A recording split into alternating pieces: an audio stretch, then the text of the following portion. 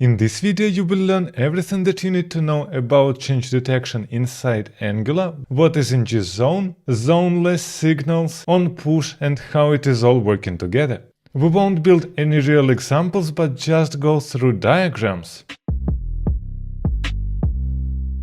Not so long ago I found an amazing blog post regarding change detection inside Angular and how it is working with all possible use cases. And I can for sure say that this is one of the best articles that I saw in the last few years about Angular. This is why the goal of this video is to guide you through this article so you understand it better, because it is really complex. We won't build any real project, and in order to understand the content of this video, you must know what is on push, what is change detection, and what is signals. This is the bare minimum, so you can follow along. So let's start from something simple. Inside Angular we have components, and we have there some variables which we're rendering in the template. So here we have a class user, which is a component, and we're reading properties from it inside our template. But with time we have more and more components, like a root component, and then children of this root, and then children of these children. Now the main question is how we will update our markup and what we see on the screen when one of these components changes. And here is a simple example with synchronous code. We have our app component and we have a name that we're rendering inside template.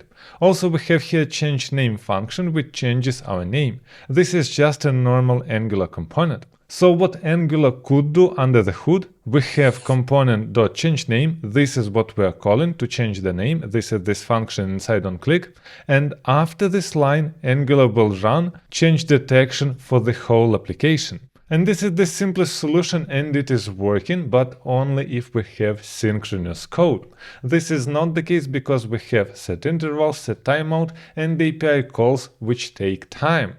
Which actually means it won't work in all these cases, because Angular run change detection will be executed directly after change name, for example, when it takes time. So if here we have set timeout 1 second inside our change name, this code that we previously saw won't work. This is why we have Zone.js inside Angular, which was introduced starting from Angular 2. It is an additional library which monkey patches browser API and gives callback on the browser events. So the main goal is that now Angular can run some code before our asynchronous code and after our asynchronous code.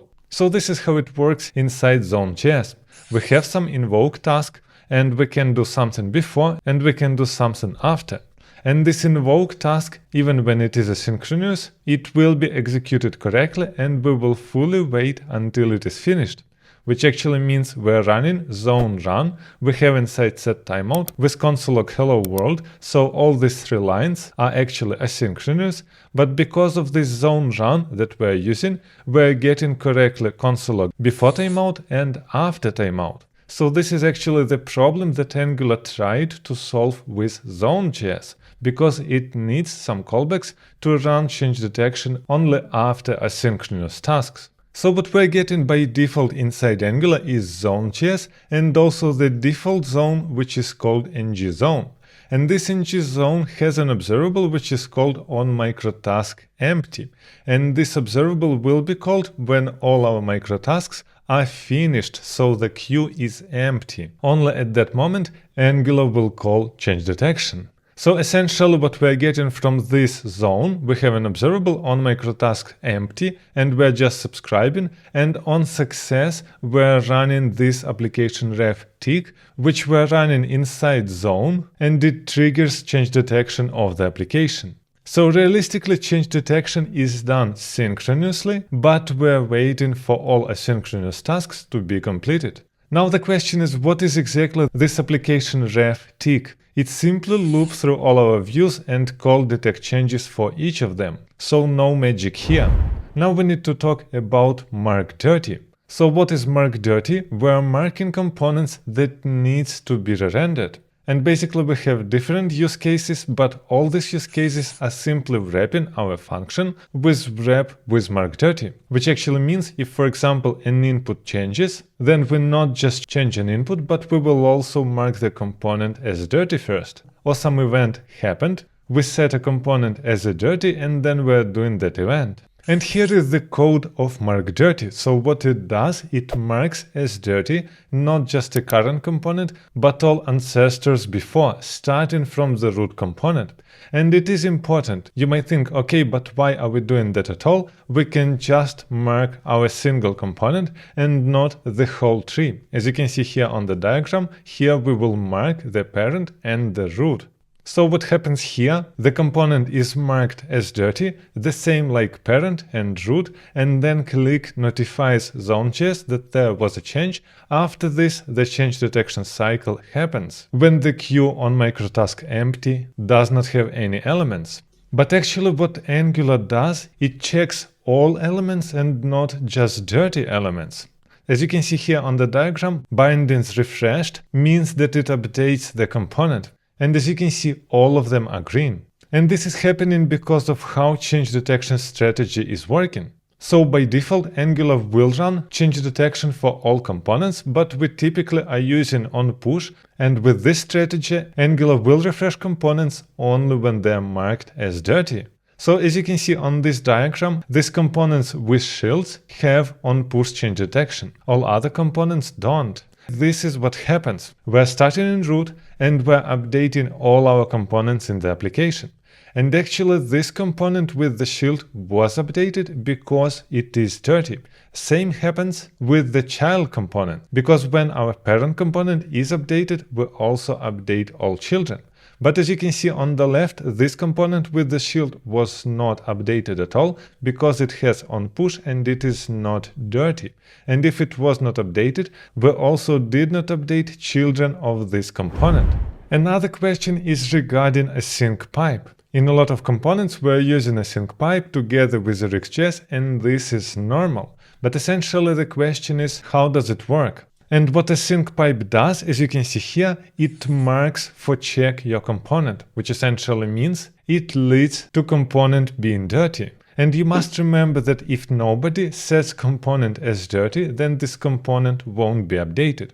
And this is the typical problem when you need to manually call change detection or markForCheck and you don't see your changes when you are using on push. So again, same diagram, everything is working just the same, but here we're using data $, with async pipe, and it is still working because the component is markForCheck because of the async pipe. But if we have some code without an async pipe, like here with set timeout, this code won't render anything. Why that? Because nobody marked this component as dirty. So now the question was, why do we need to mark all our ancestors as dirty? If we won't, we will get errors much faster.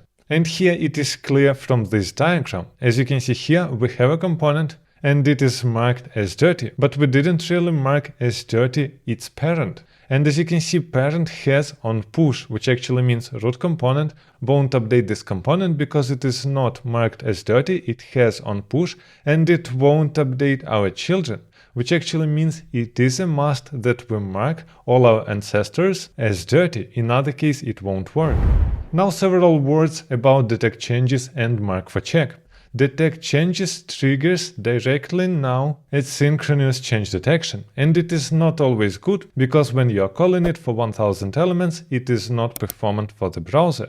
Much better is to use markForCheck because it marks the component as dirty and not trigger change detection directly.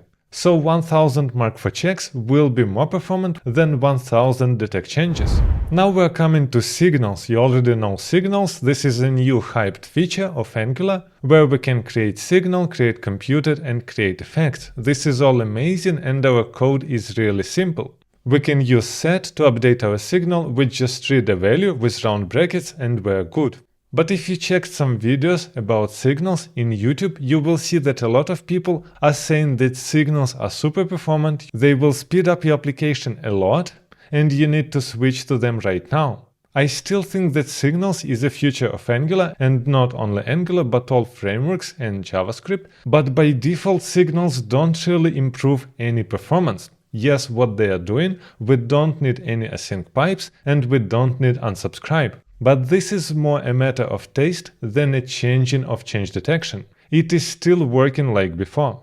So what is signal? This was just a function which returns a value, nothing else.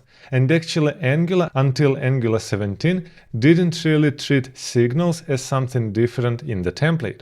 So here is how signals are working by default. We have a signal, with colon round brackets, the component is still being marked as dirty, and then we will mark all our ancestors and call on microtask empty and then tick to make detectChanges cycle.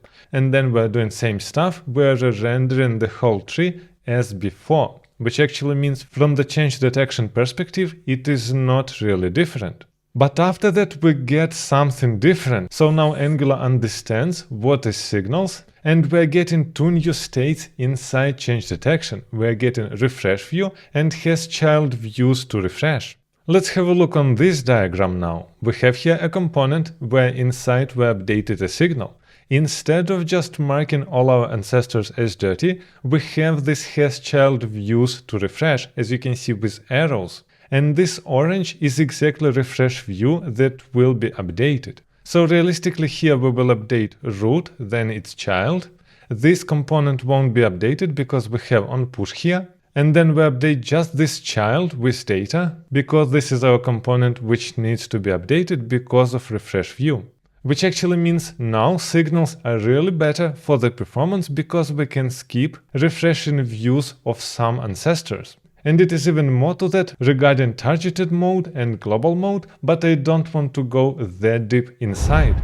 And the last thing what I want to talk about is zoneless Angular. So inside Angular 18, we won't get zone anymore. It will be possible to remove it completely from Angular, and Angular will work without ngZone. It will be still possible to use ngZone like before, so your application can stay the same, but obviously it makes sense to look in zoneless applications and try to update your project. Most important point, if you are using on push already, everything will stay for you as it is.